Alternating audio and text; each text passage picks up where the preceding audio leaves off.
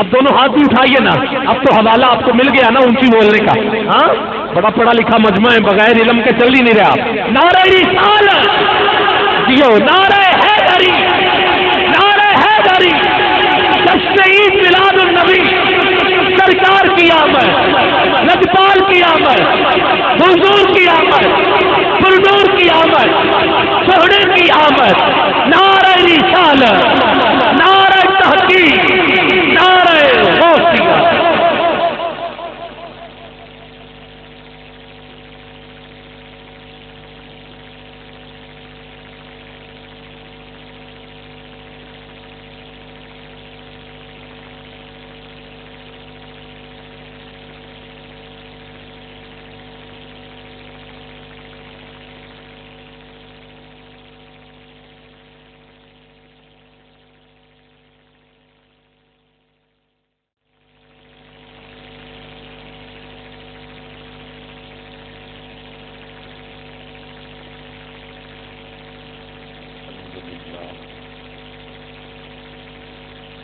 الحمد لله وكفى وسلام على عباده الذين اصطفى، خصوصا على أفضل الخلق والرسل وخاتم الأنبياء سيدنا محمد المصطفى وآله مصابيح الدجى وأصحابه نجوم الهدى. أما بعد، فقد قال الله تعالى: أعوذ بالله من الشيطان الرجيم، بسم الله الرحمن الرحيم.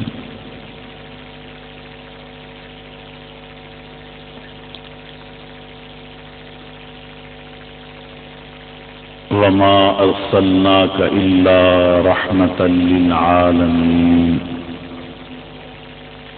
إن الله وملائكته يصلون على النبي يا أيها الذين آمنوا صلوا عليه وسلموا تسليما.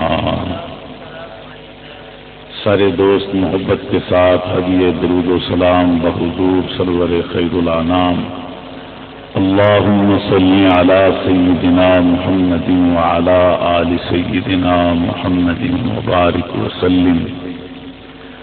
الصلاة والسلام عليك وعلى آلك وأصحابك يا خاتم النبيين. ستارہ لاکھ چمکے مہر انور ہو نہیں سکتا. ستارہ لاکھ چمکے مہر انور ہو نہیں سکتا. مثال مصطفیٰ کوئی پیمبر ہو نہیں سکتا. مثال مصطفیٰ کوئی پیمبر ہو نہیں سکتا. عرب میں سب سے پہلے جس نے تصدیق رسالت کی، عرب میں سب سے پہلے جس نے تصدیق رسالت کی، صداقت میں کوئی صدیق اکبر ہو نہیں سکتا. صداقت میں کوئی صدیق اکبر ہو نہیں سکتا. مثال مصطفیٰ کوئی پیمبر ہو نہیں سکتا. نبی کے یار اور انصار سب افضل ہیں عالم میں. نبی کے یار اور انصار سب افضل ہیں عالم میں، مگر مثل علی کوئی برادر ہو نہیں سکتا. مگر مثل علی کوئی برادر ہو نہیں سکتا. متقی ہو زاہد و عالم زمانے میں، متقی ہو عالم و زاہد زمانے میں مگر آل محمد کے برابر ہو نہیں سکتا۔ متقی ہو، زاہد ہو، عالم زمانہ میں مگر آل محمد کے برابر ہو نہیں سکتا۔ مثال مصطفیٰ کوئی پیمبر ہو نہیں سکتا۔ نہایت قابل سب احترام صاحبزادگان والا شان آف کوٹ شریف، کماریہ شریف، علماء کرام، نعت خوانان اعظام، جملہ حاضرین و سامعین، جو مجھے وقت دیا گیا ہے وہ بڑا ایک مناسب وقت ہے، اور چونکہ بڑے دیر سے یہ پاکیزہ روحانی محفل جاری ہے، بڑے وقت سے یہ شروع ہو چکی ہے، تو میں نے آج جو آپ لوگوں کے لیے مضمون آپ صلی اللہ علیہ وسلم کی پاکیزہ زندگی سے منتخب کیا ہے، شاید اس کا کوئی ایک پہلو میں آپ لوگوں تک پہنچا سکوں، لیکن میں بات مکمل عرض کرنے کی کوشش کرتا ہوں۔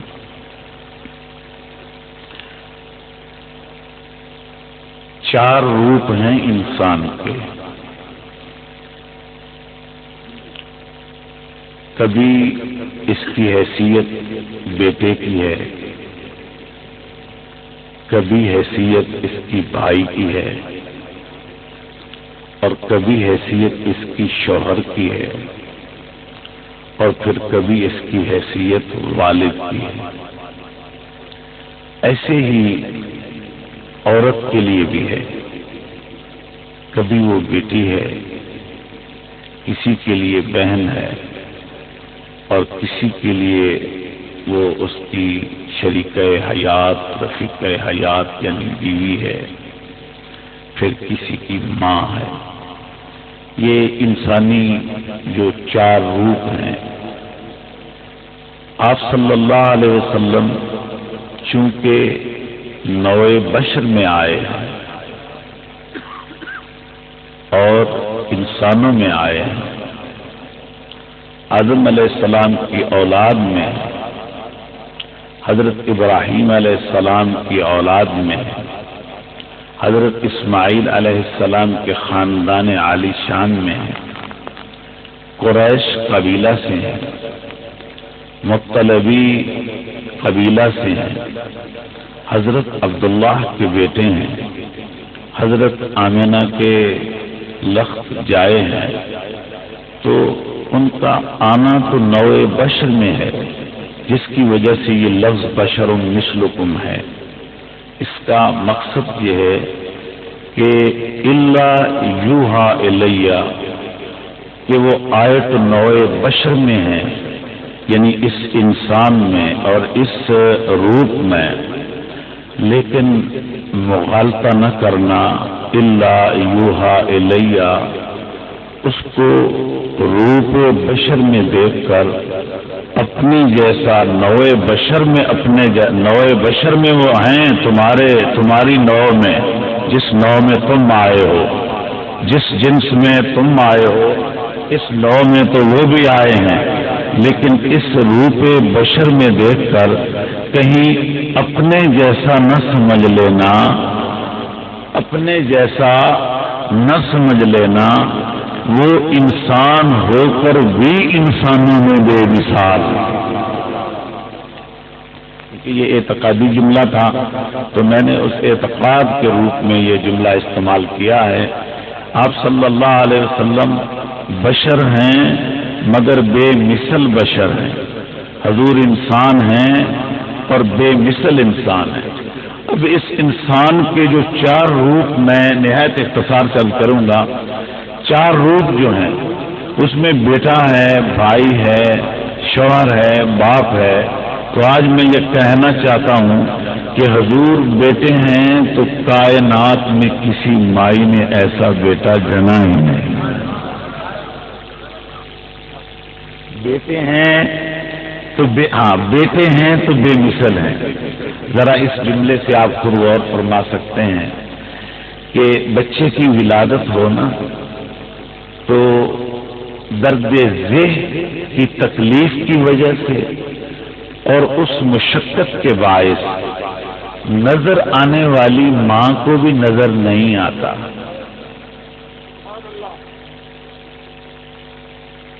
یعنی فطری طور پر طبعی طور پر جب بچے کی پیدائش کا وقت آتا ہے ماں اندھی نہیں ہے، دیکھنے والی ماں ہے، اسے نظر آتا ہے، نابینی نہیں ہے، بینا ہے.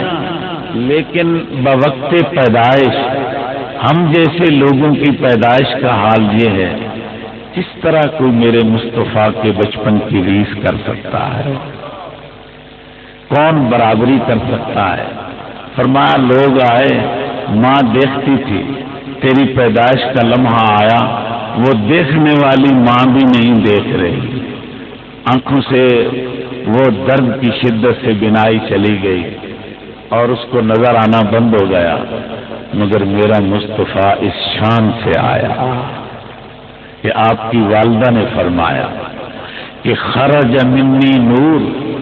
جب یہ میرے حضور آئے، جب اللہ کا نبی آیا، حضرت محمد مصطفیٰ صلی اللہ علیہ وسلم آئے، فرمایا خرج منی نور، میرے بطن سے، میرے جسم سے ایسا نور نکلا کہ فأضاء اس نور کی روشنیوں سے میں اپنے کمرے میں بیٹھی لیٹی فرأیت منہ قصور الشام. آپ نے فرمایا کہ میں اپنے کمرے میں بیٹھ کر، اپنے گھر میں بیٹھ کر، اپنی حویلی میں بیٹھ کر میں شام کے محلات دیکھ رہی تھی. آپ صلی اللہ علیہ وسلم نے اس کو ایک اور حدیث شریف میں بھی یوں بیان فرمایا انا دعوت ابراہیم و بشارت عیسیٰ و رؤیا امی التی رعت حین ودعتنی. میں تو ابراہیم کی دعا ہوں اور حضرت عیسیٰ علیہ السلام کی میں بشارت ہوں اور اپنی ماں کا وہ نظارہ ہوں اور وہ رویا ہوں، وہ منظر ہوں جو اس نے جنتے وقت دیکھا. یعنی آپ کی ولادت ہے اور نظر کا یہ کمال ہے کہ کمرے میں بیٹھ کر شام کے محلات دیکھ رہی. مگر حضرت علامہ عبد الرحمن جامع شواہد النبوت میں جو بات بیان کرتے ہیں وہ ہمارے سمجھنے کے لیے بہت ضروری ہے.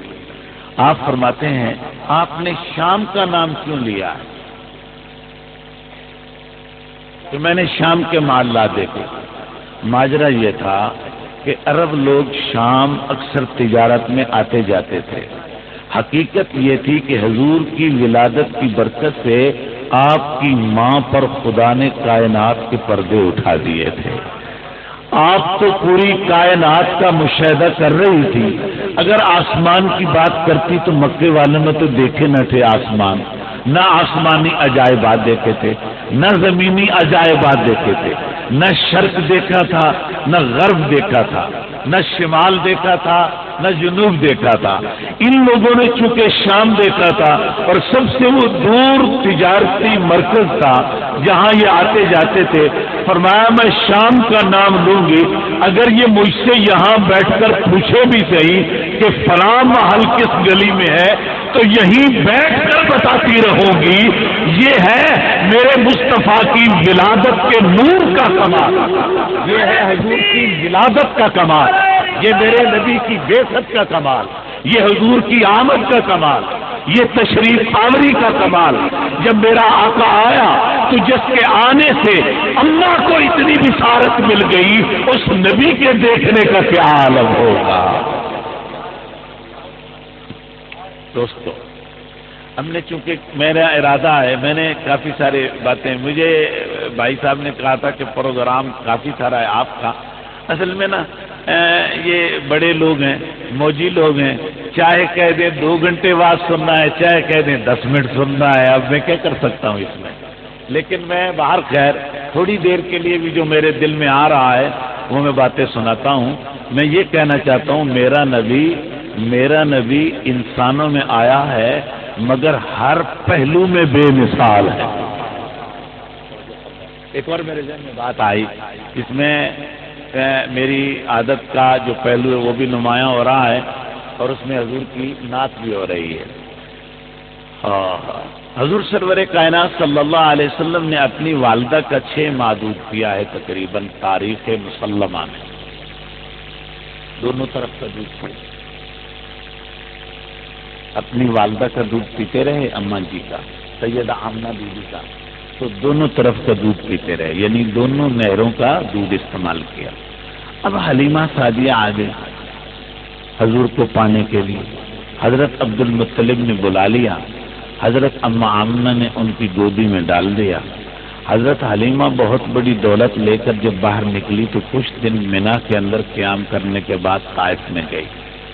تو آپ صلی اللہ علیہ وسلم جب حلیمہ کے پاس گئے تو ایک ہی طرف کا دودھ پیتے، دوسری طرف کا دودھ نہ پیتے. سمجھ رہے ہیں بات؟ ایک طرف کا دودھ پیتے، دوسری طرف کا دودھ نہ پیتے. اماں کا پیا تو دونوں طرف کا پیا. جب حلیمہ کے پاس چلے گئے تو ایک پیتے ہیں. اچھا، حلیمہ ترلے کرتی ہے مگر آپ ایسا نہیں کرتے. ابتدائی چند روز تو اس کو یہ خیال آیا کہ یہ بچہ ہے شہری، میں دیہاتی عورت ہوں، میرا دودھ زیادہ ہے، سیر ہو جاتا ہے. جب یہ بڑے ہونے لگ گئے تو عادت نہ گئی، وہی ایک طرف کا دودھ پیتے، دوسری کا چھوڑ دیتے. حقیقت میں وہ بچپن میں بھی کہہ رہے تھے، اماں کہیں مغالطے کا شکار نہ ہو جانا، میں عام بچہ نہیں ہوں. یہ تو بے مثال بچہ ہے. اور اس بے مثال میں جو کیفیت تھی وہ یہ تھی، فرمایا میں تو عدل کا سبق سکھانے کے لیے آیا ہوں، میں معلم اخلاق ہوں، معلم کتاب ہوں، میں کتاب کی تعلیم دینے آیا ہوں، حکمت کی تعلیم دینے آیا ہوں، اخلاق کی تعلیم دینے آیا ہوں، لوگوں کے اخلاق سنوارنے آیا ہوں. اگر آج ہی میں اپنے ساتھ والے بھائی کا حق میں لے لوں تو کئی آپ کی ولادت کے حوالے سے آپ کا بچپنا بھی بے مثال، میرے نبی کا لڑکپن بھی بے مثال، میرے حضور کی ولادت کا لمحہ بے مثال، میرے حضور کا دودھ پینا بھی بے مثال، آپ کا چلنا بے مثال، آپ کا بیٹھنا بے مثال، آپ کا گفتگو کرنا بے مثال، اور آپ کا پلٹ کر واپس آنا بے مثال، پھر حلیمہ کے پاس دوبارہ جانا بے مثال. حضرت رسول اکرم صلی اللہ تعالی علیہ وسلم کے میں بے مثل ہونے کی بات عرض کر رہا ہوں. یہاں میرے خیال میں پہلا روپ جو آیا ہے، یہ تو میں نے اعتقادی باتیں کی ہیں اور اگر اسی پر گفتگو چلے گی تو ٹائم ختم ہوگا، لیکن میں نے باتیں بہت ساری کرنی تھی، اس کو میں اب اگلا پہلو عرض کرتا ہوں. دیکھیے، بیٹا، حضور بیٹے ہیں تو بیٹا ایسا کائن یقین سے کہہ لیجیے اللہ کی بزم میں کوئی ایسی ماں آئی نہیں جس نے مصطفیٰ جیسا کوئی جنا ہو. کوئی ایسی ماں نہیں آئی. یہ آمنہ کا صدقہ ہے، آمنہ کی قسمت ہے، سیدہ آمنہ بی بی کی، یہ اس کا مقدر ہے. تو آپ صلی اللہ علیہ وسلم، آپ نے جو مائیں آپ کو یعنی ماں کہنے کے حوالے سے جو موقع ملا نا، اس میں ایک ماں ہے جننے والی، ایک ماں ہے دودھ پلانے والی، اور ایک ماں ہے حضور کی خدمت کرنے والی. ان تینوں کو میرے آقا نے اماں کہا. میں نام بتاتا ہوں، غور کیجئے گا، پھر تمہیں بتاتا ہوں یہ کتنا بے مثال ہے. جو فرمائیے، جننے والی جو بیوی ہے، جننے والی، اچھا نعرہ لگا ہوا، یا رسول اللہ، یا عزیزان محترم، ماشاءاللہ ہمارے درمیان فیصلہ آباد سے عالم اسلام، مناظر اہل سنت، جناب اطلاع محترم عزت مآب محمد سعید احمد اسد صاحب کے لخت جگر، نور نظر، جناب عزت مآب، اسی گلدستے کے ماشاءاللہ مہکتے ہوئے پھول، اسی در سے اور اسی مدرسے سے جہاں قبلہ صاحب کے فیض و برکات माशाअल्लाह सुभान 24 घंटे तकसीम होते हैं। जनाब साहबजादा कारी हजरत अल्लामा मौलाना मोहम्मद कासिम असान साहब आप तशरीफ लाए हैं, दिल की अथा गहराइयों से तो शाम देते हैं। जज़ाकुमुल्लाह। मेरे साथी नकीब ने खूब तारुफ भी करवाया और पूरा इस्तकबाली जो मुकालमा और जुमले भी आपने इरशाद फरमाए। देखो, आपका बयान लाजवाब होगा।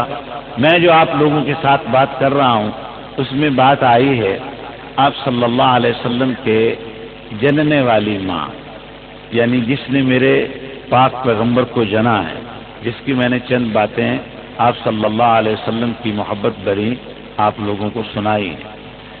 और जिस माई ने और जिस बीबी ने दूध पिलाया है, तो आप सल्लल्लाहु ताला अलैहि वसल्लम के बेटे होने के नाते आप सल्लल्लाहु अलैहि वसल्लम का मोहब्बत का अंदाज, प्यार का अंदाज देखिए कि मदीना तैयबा में एक दफ़ा यही खातून, बूढ़ी खातून अपनी कमर झुकाकर आप सल्लल्लाहु अलैहि वसल्लम के दरवाज़ा नबवी, मस्जिद नबवी के सामने हाजिर होती है।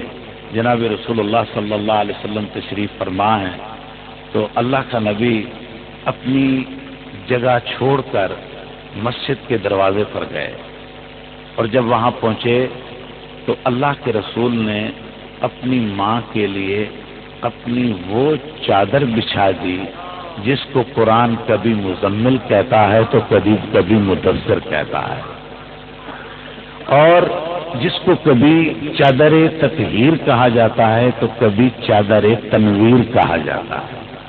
वो इतनी बड़ी, ये बातें इसलिए कर रहा हूँ, कभी अपने वालिदैन के लिए ये जज्बा तुम भी रखा करो, जिसके हम मिलाद मनाते हैं, जिसका जिक्र करते हैं। तो आप सल्लल्लाहु अलैहि वसल्लम ने चादर मुबारक बिछाई। सहाबा कराम इंतजार देख रहे हैं कि ये कौन बीबी है, ये कौन माई है जिसकी खातिर अल्लाह का रसूल चादर बिछा रहा है। और आप सल्लल्लाहु अलैहि वसल्लम ने उसको बैठने के लिए कहा, वो बीबी बैठी, हुजूर भी बैठे। वो हुजूर को प्यार करती रही, आप सल्लल्लाहु अलैहि वसल्लम के जिस्म को छूती, आपकी जुल्फों को छूती, आपको प्यार करती। ये सहाबा तड़पते रहे कि ये कौन मुकद्दरों वाली बीबी है जो मेरे रसूलुल्लाह सल्लल्लाहु अलैहि वसल्लम से इस तरह वालिहाना लगाव कर रही है। तो जब वो खातून खुद उठी तो हुजूर भी उठ खड़े हुए। वो खातून यानी आपसे इजाजत देकर चल पड़ी। आप सल्लल्लाहु अलैहि वसल्लम वापस आए तो सहाबा कराम ने अर्ज किया कि हुजूर ये कौन बीबी थी जिसके लिए नबियों का ताजवर खड़ा हो गया, ये कौन थी जिसके लिए आपने अपनी चादर उसके कदमों में डाल दी। तो आपने फरमाया, क्या तुम्हें मालूम नहीं, ये मेरी वो माँ है जिसने मुझे बचपन में दूध पिलाया है। एक और माँ का तज़किरा निहायत इख्तिसार से, मदीना तैयबा में एक जनाजा उठा, जिस जनाजे का कंधा अल्लाह के रसूल ने दिया आया। देखो, सैयदा आमना बीबी को भी रसूलुल्लाह सल्लल्लाहु अलैहि वसल्लम ने खुद अपने हाथों से दफनाया। जब आप मदीने से वापस आ रहे थे मक्का में, तो मकाम अबवा पर आपकी अम्मा इंतकाल कर गई।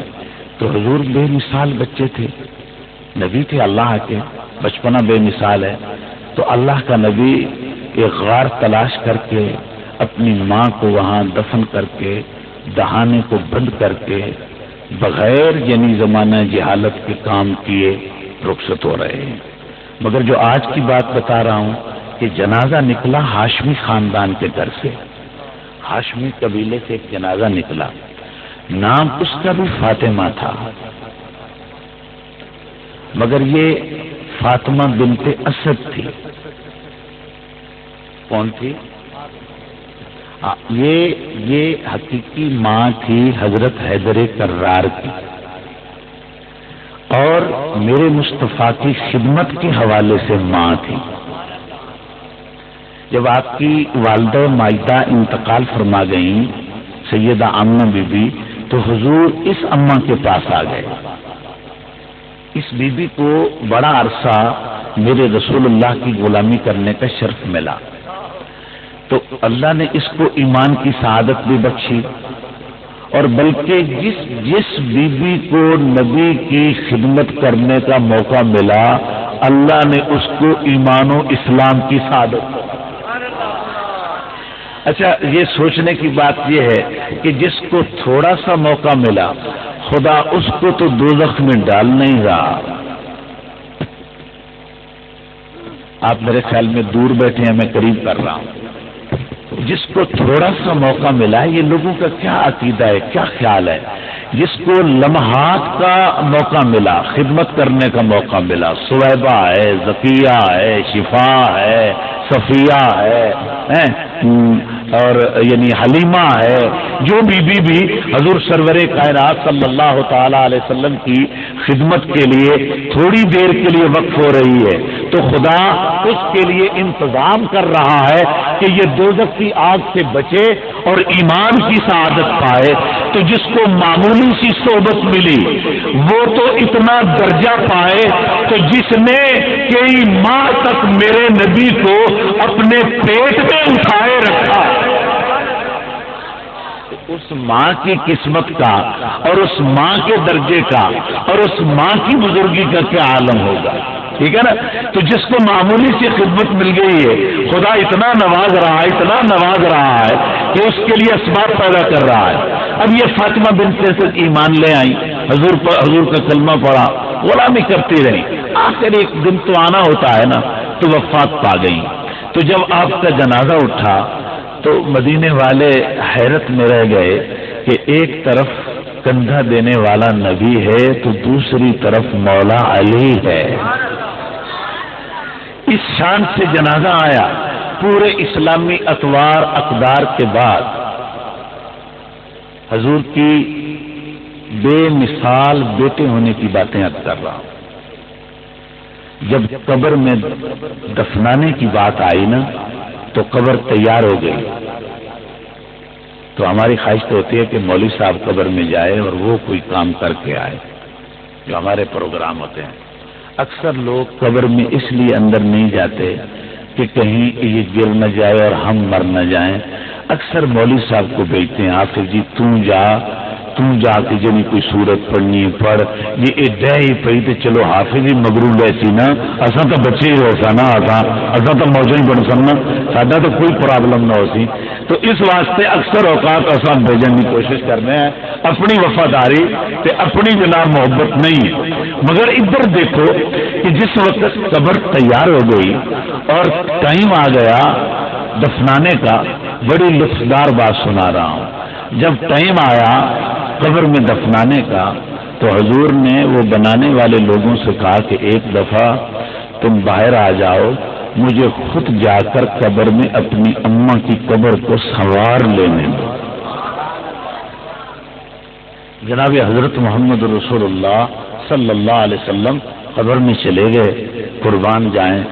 آپ اپنے ہاتھ سے نا ہماری بولی میں قبر کو پلین کر رہے ہیں، یعنی برابر یکساں کر رہے ہیں، اس طرح ہموار کر رہے ہیں، اور آہستہ آہستہ اپنے ہاتھ سے کنکر جو ہے نا وہ ایک طرف کرتے چلے جا رہے ہیں، سائڈ پر کرتے ہیں اور پلین کر رہے ہیں، ہموار کر رہے ہیں، برابر کر رہے ہیں۔ اور کس ہاتھ سے وہ قبر کی مٹی برابر کر رہے ہیں آپ خود یقین کریں، جس کو قرآن کبھی ید اللہ فرمائے کہ یہ اللہ کا ہاتھ ہے۔